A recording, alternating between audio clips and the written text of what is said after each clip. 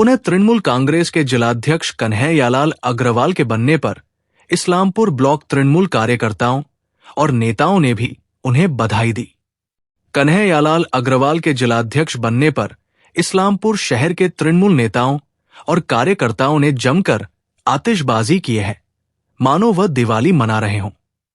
तृणमूल कांग्रेस के स्थानीय नेतृत्व ने कन्हैयालाल अग्रवाल को पुनः तृणमूल कांग्रेस के जिलाध्यक्ष बनाने के लिए मुख्यमंत्री ममता बनर्जी को धन्यवाद दिए है।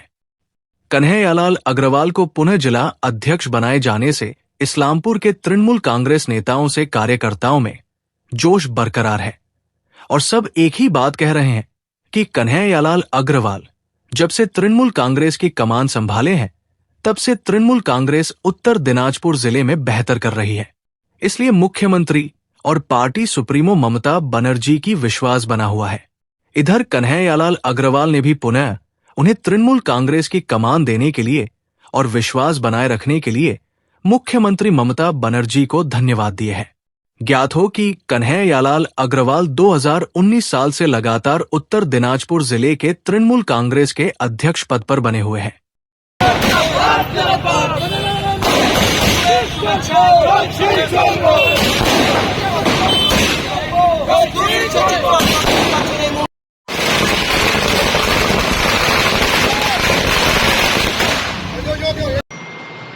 দল আবার আমাকে জেলা সভাপতির দায়িত্ব দিয়েছে।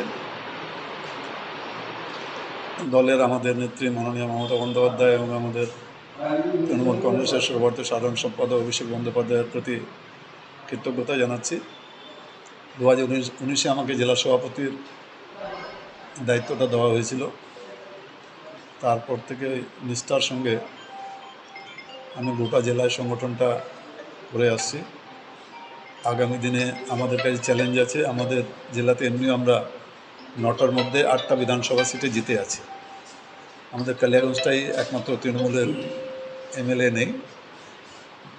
2026 নির্বাচনে আমাদের টার্গেটই হবে 9টার মধ্যে 9টাই জেতা। স্যার, আপনাকে জেলা সভাপতি করা হয়েছে পুনরায় এবং চেয়ারপারসন পদে হামিদুর রহমানকে করা হয়েছে চোপড়ার বিধায়ক, এই বিষয়ে কি বলবেন? না, খুব ভালো। হামিদুর রহমানের সঙ্গে এমনি আমার পার্সোনাল রিলেশন খুবই ভালো। অনেক দিনের ওরও রাজনৈতিক অভিজ্ঞতা আছে। আর এবার তো দার্জিলিং পার্লামেন্টারি কনস্টিটিউয়েন্সিতে চোপড়া বিধানসভা থেকে সবচেয়ে বেশি লিড দেওয়া হয়েছে। বলতে গেলে 1 লক্ষ ভোট মোটামুটি লিড দিয়েছে চোপড়া বিধানসভা। কিছু কম হবে হয়তো 2-4 হাজার।